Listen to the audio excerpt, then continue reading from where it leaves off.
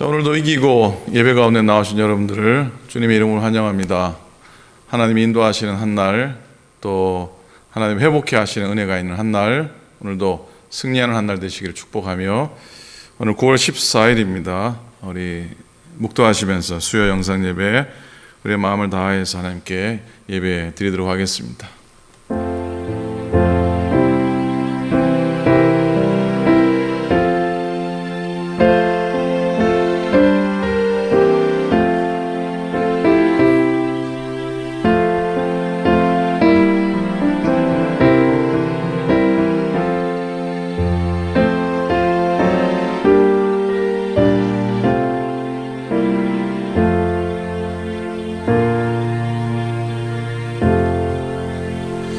고맙고 감사하신 우리 아버지 하나님, 주님 은혜를 감사합니다. 세상 모든 것들을 뒤로 하고 또 이기고 주 앞에 나아갑니다. 우리들의 삶의 발목을 잡는 것들을 헤쳐버리게 도와주시고, 오늘도 영혼의 길을 잃지 않도록 말씀으로 나아가기 원합니다. 우리 이 시간, 짧은 시간이지만 예배하며 주님 묵상하게 도우시고 말씀 의지하게 도우시고, 우리 삶의 어려움들을 주 앞에 토하며 주의 인도하신 응답을 구하는 귀한 시간 되도록 인도하여 주시옵소서. 세상 것에 마음 뺏기지 않게 도와주시옵시고, 주님 뜻대로 살겠습니다 고백하는 귀한 한 날 되도록 축복하여 주시옵소서. 우리 사랑하는 믿음의 교우들, 오클랜드 믿음의 식구들을 다 붙드시고 가정마다 일터마다 복과 평강을 더하여 주시옵소서. 말씀대로 오늘도 하루 살아가게 하소서. 예수님의 이름으로 간절히 기도드립니다. 아멘. 아멘. 찬송하겠습니다. 찬송가 308장입니다. 이게 예전 찬송가는 없는 복음성이 찬송가에 들어왔는데, 내 평생 살아온 길 뒤를 돌아보니 308장 찬송하도록 하겠습니다.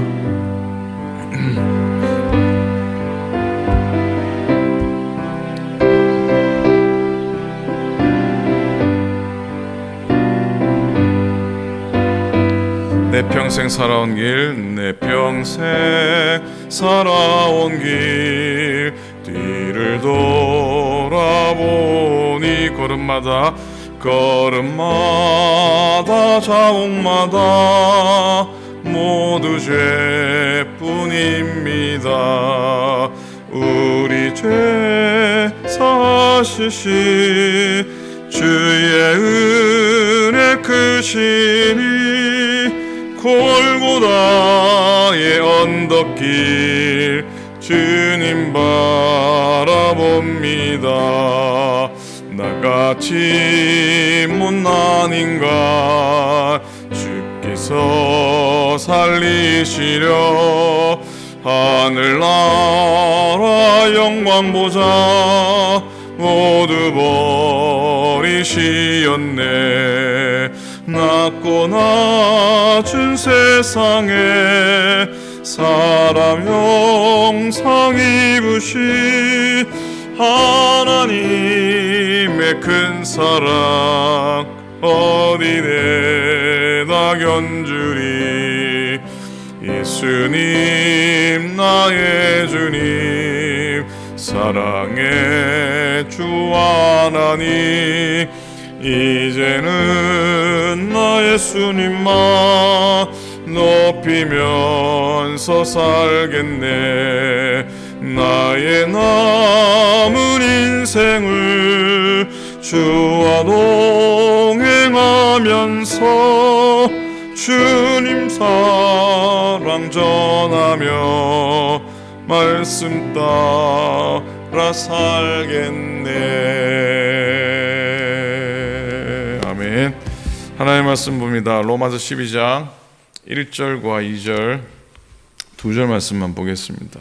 신약성경 256페이지입니다. 신약성경 256페이지 로마서 12장, 오늘 기쁨의 한독으로 함께 묵상할 말씀입니다. 1절과 2절입니다. 우리 한 목소리로 함께 우리 힘있게 같이 읽겠습니다. 시작. 그러므로 형제들아, 내가 하나님의 모든 자비하심으로 너희를 권하노니 너희 몸을 하나님이 기뻐하시는 거룩한 산 제물로 드리라. 이는 너희가 드릴 영적 예배니라. 너희는 이 세대를 본받지 말고 오직 마음을 새롭게 함으로 변화를 받아 하나님의 선하시고 기뻐하시고 온전하신 뜻이 무엇인지 분별하도록 하라. 아멘. 아멘.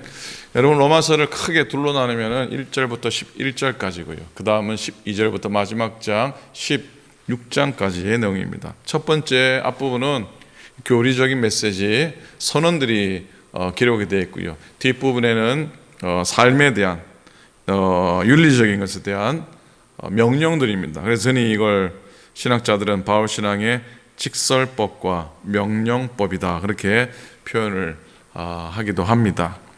자, 첫 번째 앞부분 교리적인 부분에서 제기된, 또 바울이 고백하고 주장하는 가장 중요한 건 죄인된 인간이 의로우신 하나님과 어떻게 관계를 맺을 수 있는가라고 하는 메시지죠. 그에 대한 답은 뭡니까? 하나님이 우리를 위해 보내신 예수 그리스도를 믿음으로써만 죄사함을 받고 의로워지고 의로움을 받을 수 있다고 하는 믿음의 선언입니다. 자, 그 다음이 이제 뭡니까? 그러면 의롭다함을 얻은 그리스도인들은 이제 의로우신 하나님 앞에서 어떻게 올바른 삶을 살아갈 수 있을까에 대한 메시지가 이어지는데, 바로 12장부터 바울은 전합니다. 이 세대를 본받지 않으려면, 이 세상을 극복하려면 어떻게 살아가야 하는가라고 하는 주제이지요. 자, 여러분, 어렵다함을 받은 그리스도인들이 이제 의로우신 하나님 앞에서 어떻게 올바른 삶을 살아갈 수 있겠습니까? 바울은 그 첫 시작을 오늘 읽은 유명한 말씀으로 전하고 있는데, 다시 읽을게요. 그러므로 형제들아, 내가 하나님의 모든 자비하심으로 너희를 권하노니 너희 몸을 하나님이 기뻐하시는 거룩한 산 제사로 드리라. 이는 너희가 드릴 영적 예배니라 그랬어요. 우리가 예수님 믿고 나중에 제일 먼저 일어나는 변화 중에 하나는 우리의 몸이 하나님의 성전이 된다고 하는 겁니다. 그렇다고 해서 이게 몸의 한 부분이 갑자기 바뀌어지거나 신체가 어떤 변화를 일으키거나 그런 건 아니죠. 그러나 우리가 예수 그리스도를 구세주와 구주와 주님으로 영접하면 하나님의 성령이 우리에게 찾아오시는 거예요. 그 순간 우리의 몸은 하나님이 기뻐하시는, 또 하나님이 사용하시기에 원하시는 하나님의 성전이 된다고 하는 믿음입니다. 자, 1절에 보면은 드리라라고 하는 말씀이 나오죠. 너희가 드릴 산제물로 드리라. 너희가 드릴 영적 예배니라. 이 드린다고 하는 표현 단어는 구약의 제사를 드릴 때, 하나님 앞에 제사장이 제사를 드린다고 할 때, 제물을 드린다고 할 때 사용된 단어이기도 합니다. 더더 우리 몸을 산 제사로 예배를 드리라고 하시는 말씀입니다. 우리의 존재와 우리의 생애 전체를 주님 앞에 드리라는 명령입니다. 2020년 3월 15일이 무슨 날인지 아십니까? 그날은 주일이었습니다. 2020년 3월 15일은 주일이었습니다. 무슨 날이었겠습니까? 기억하시는 분이 계실지 모르겠습니다. 당시에 코로나가 막 퍼져 나가던 때, 그 다음 주일은 함께 모여서 예배를 드릴 수 없는, 그런 생각지도 못한 일이 그런 상황을 맞았었죠. 그러니까 3월 15일은 그 다음 주일부터는 함께 예배를 드리지 못하고 영상으로 예배를 드리고 성전의 문을 주일에도 닫아야 될 수밖에 없었던 그 마지막 주일이었습니다. 그런데 그날 여러분과 나누었던 말씀, 설교의 본문이 바로 로마서 12장 1절이었습니다. 설교의 제목이 뭐였냐면 마지막 예배처럼이라고 하는 제목이었습니다. 정말 마지막 예배였기 때문입니다. 그때 여러분과 함께 묵상하면서 서두에 메이플라워에 관한 얘기를 드렸었습니다. 1620년 9월 16일 102명의 청교도들이 타고 영국 플리머스 항구를 떠난 메이플라워 호, 100일 동안 항해를 해오죠. 가까운 100일 정도의 시간이라고 하는 고난의 항해를 끝낸 다음에 그해 12월 21일 미국 동부에 도착하게 됩니다. 그들이 미국 땅에 처음 그들이 내딛게 되었을 때 굶주렸고 또 추웠고 12월 달에는 동부가 얼마나 추웠겠습니까? 근데 그들이 그 속에서 제일 먼저 한 일이 뭡니까? 하나님 앞에 예배를 드리는 일이었습니다. 왜? 예배를 자유롭게 드리고 싶어서 떠나온 것이기 때문입니다. 그들은 예배를 위해 목숨을 걸었고 예배를 위해 대서양을 건넜던 것이죠.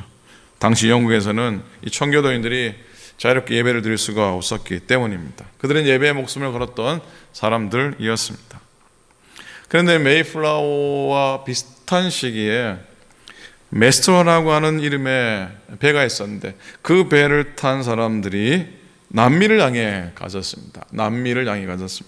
그런데 그들은 신앙을 지키기 위해 또 예배를 드리기 위해 북미를 찾았던 청교도인들과는 달리 그들은 금을 찾으러 간 겁니다. 금을 찾으러 갔어요. 갓을 찾아서 북미로 간 이 청교도들과는 달리 그들은 골드를 찾아서 남미로 갔던 겁니다. 그런데 그들이 어떻게 됐겠습니까? 그들은 골드는커녕 갓도 잊어버리게 됩니다. 물질도 얻지 못하고 신앙까지 잃어버리게 되었다고 합니다.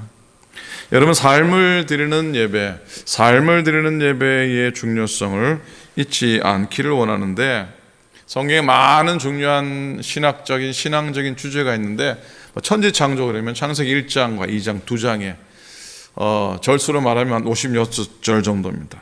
근데 예배를 위한 기록들은 출애굽기에 성막에 대한 기록으로 7장이 기록되어 있고요. 레위기는 전체가 다 예배를 위한 기록이고요. 민수기를 보면은 하나님께서 이스라엘 백성들을 광야를 행진하다가 한 곳에 머무를 때에 그들의 진영 중앙에 언약궤를 놓아라. 성막을 언약궤를 놓도록 하셨던 거죠. 성막을 짓기 전에는 그죠. 그리고 이스라엘 백성을 하여금 그 언약궤를 바라보면서 성막을 쳐다보면서 하나님을 경외하게 했던 것이죠. 이게 중요한 의미가 있습니다. 하나님을 경외하는 것, 하나님께 예배하는 것이 이스라엘의 삶의 중심이었기 때문입니다. 자, 성경의 중요한 단어들을 이렇게 풀어내고 해석해낼 때에 그 단어가 성경에 어디에 가장 먼저 나오는가 한번 살펴보면은 그 단어가 가진 그 의미 또 뜻을 잘 풀어낼 수 있다고 합니다. 다 그런 건 아니지만은 일리가 있는 얘기입니다. 그래서 예배가 성경에 제일 처음 나온 장면을 찾아봅니다. 여러분, 성경에서 예배라는 단어가 가장 먼저 나온 곳이 어디겠습니까? 바로 아브라함이 아들 이삭을 바쳤던 장면, 출애굽 창세기 22장입니다.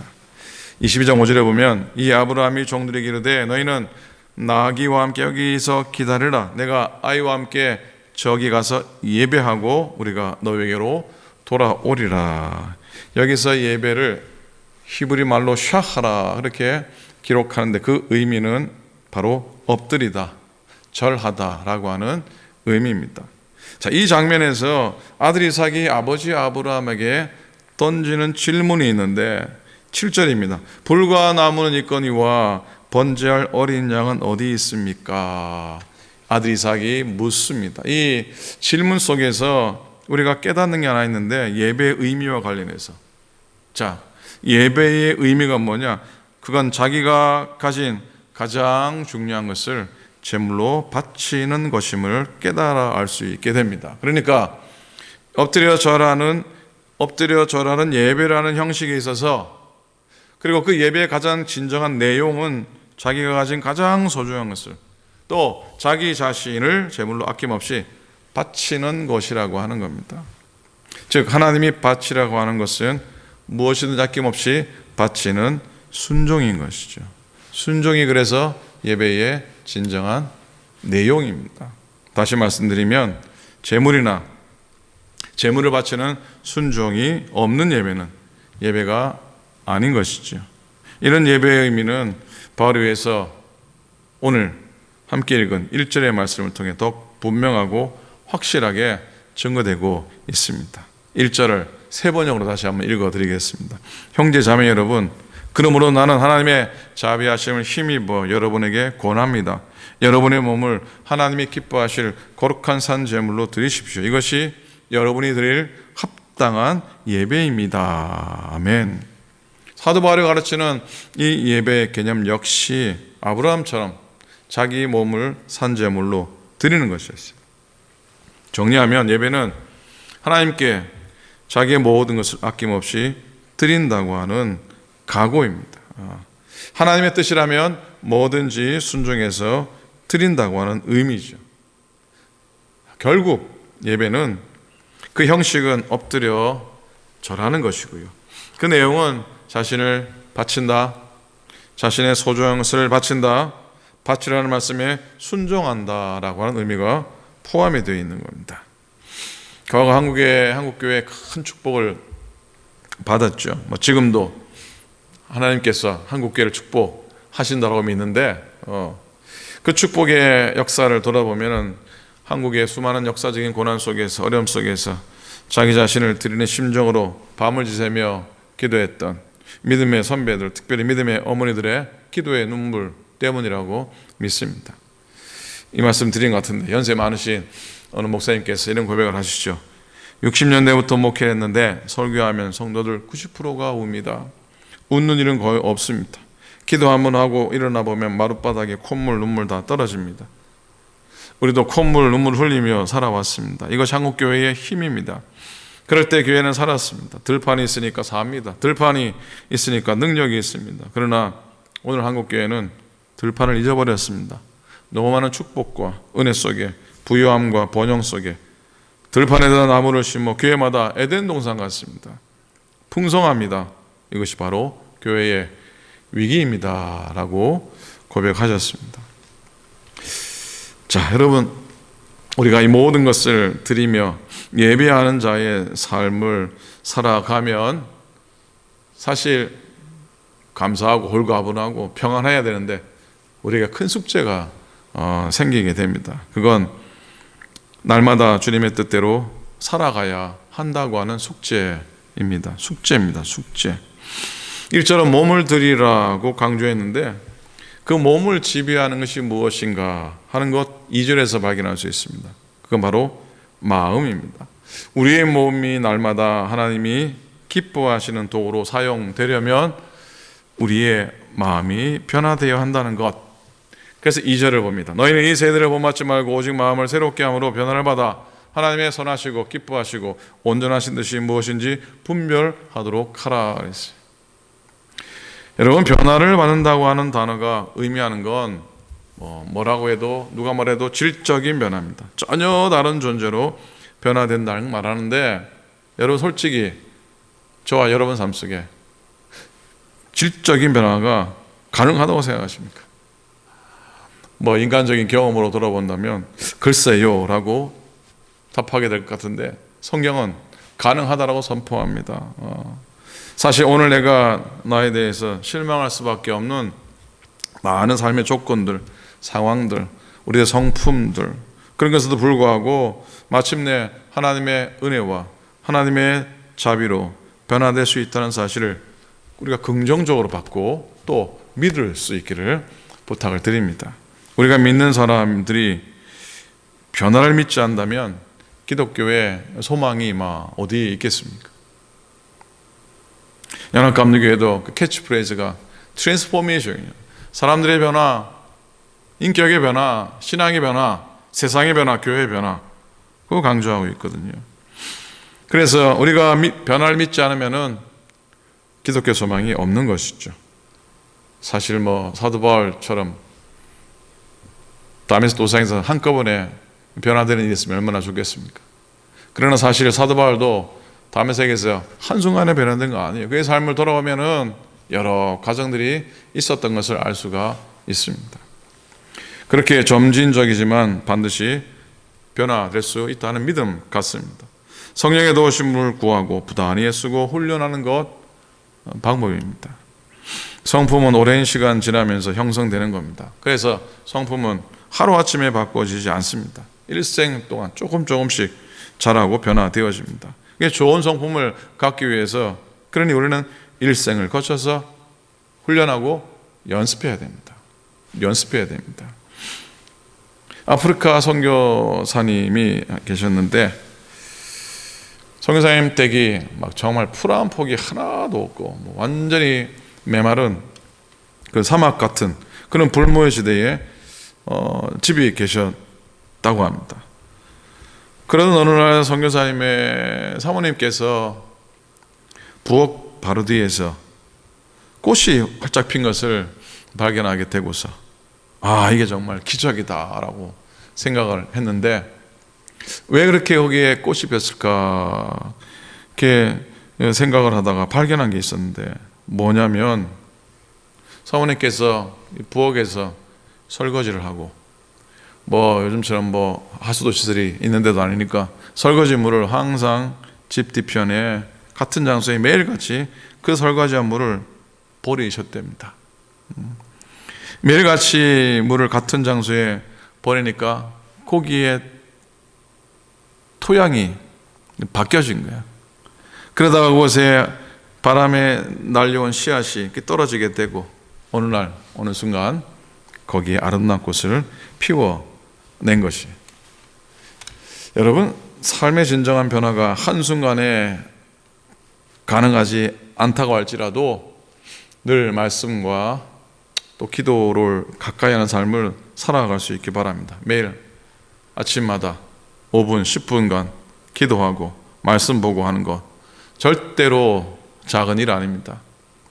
이 시간 한 25분, 20여 분 정도 그래도 기도하고 찬송하고 말씀 듣고 또 말씀을 마음속에 새기고 돌아보는 이 시간이 그냥 흘러가는 시간이라고 절대로 생각하지 않습니다. 그렇게 짧게라도 우리가 말씀 안에 또 기도 안에 갈 때에 이게 시간이 오래 지난 다음에 돌아보면 엄청난 변화를 가져올 수 있는 거거든요.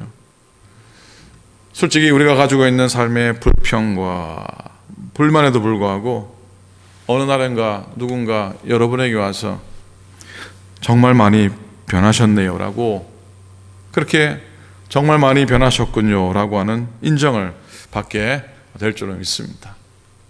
하나님의 은혜가 우리를 도울 때 우리는 제일 먼저 하나님 뜻대로 살고 싶다고 하는 소망이 생깁니다. 그래도 하나님의 은혜를 깨닫고 하나님을 알고 또 말씀 가운데 나아갈 때에 내가 어떻게 주님의 뜻대로 살아갈 것인가, 또 하나님 뜻대로 살고 싶다라고 하는 소망, 열망들이 생기게 됩니다. 그런 열망이 있으니까 어려운 시간들 믿음으로 또 버텨나가고 또 예배를 드리고 성전을 찾고 예물을 드리고 시간을 들여서 달란트를 사용해서 하나님께 헌신하는 거 아니겠습니까? 하나님 뜻대로 살고 싶다는 열망이 없는데 그게 가능할까요? 절대로 가능하지 않습니다. 세상 사람 아무리 돈 주고 해도 못합니다. 돈이 하게 하는 게 아니거든요. 열망이, 소망이 하나님 뜻대로 살고 싶은 우리들의 삶을 움직여 가는 것이죠. 그래서 오늘도 주님 뜻대로 살기를 소망하면서 또 우리가 좋아하는 주님 뜻대로 살기는 이 찬양 불러가면서 우리가 살아갈 수 있기를 부탁합니다. 주님 뜻대로 살기로 했네. 주님 뜻대로 살기로 했네. 주님 뜻대로 살기로 했. 뒤돌아서지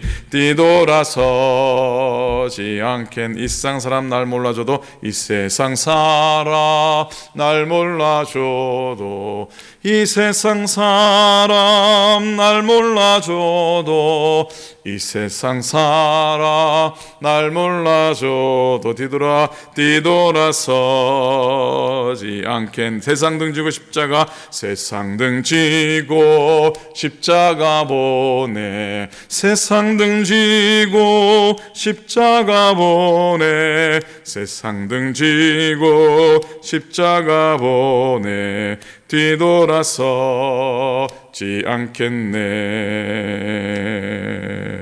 아멘. 주님 뜻대로 살겠습니다. 이렇게 날마다 고백하면서 하루하루 은혜로 살아가시길 축복합니다. 기도하겠습니다. 하나님 아버지 감사합니다. 오늘도 의롭게 된 의롭다라고 인정받게 된 우리가 어떻게 하면 의로운 하나님 앞에서 바로 살아갈 수 있는가, 바울을 통해 주신 삶의 교훈들을 담습니다. 우리의 삶을 드리며, 우리의 생명을 드리며, 우리의 가진 것을 드리며, 물질과 재능과 시간을 드리며 주 앞에 예배하게 도우시고, 또 우리 마음의 변화와 우리의 삶을 새롭게, 이 세상을 새롭게 분별하는 마음으로 우리의 삶을 살아가게 도와주시옵소서. 오늘도 예배하는 한 날이 그 어느 날과 비교할 수 없는 복된 날이 되게 도우시고, 짧은 시간이지만 기도의 씨앗을 심고 말씀의 씨앗을 심음을 통해서 우리 삶의 아름다운 믿음의 열매들이 맺혀지고 꽃이 피어나게 우리 모두를 축복하소서. 연약한 교회들을 주님이 기억하시고 안수해 주시고 안찰해 주시고, 또 주님의 품으로 품어주셔서 보혈로 덮으셔서 깨끗하게 온전하게 나음받게 도우소서. 실족한 영혼들, 또 낙담한 영혼들을 주님이 찾아주셔서 기도 가운데 승리하게 하시고, 예배드리며 힘없게 도와주시고, 세상 걱정 염려 다 떨쳐버리고 온전히 십자가 바라보며 승리하게 하여 주시옵소서. 이제는 우리 주님 예수 그리스도의 은혜와 하나님 아버지의 극진하신 사랑하심과 성령님의 감동, 감화, 역사, 인도하심, 축복하심이 오늘도 주님 뜻대로 살기로 했네 결단하며 찬양한 당신의 모든 종들의 삶 속에 역사하시고, 그렇게 살아가기 원하는 당신의 모든 종들 머리 위에 이제로부터 영원토록 함께 하시기를 간절히 축원하옵나이다. 아멘.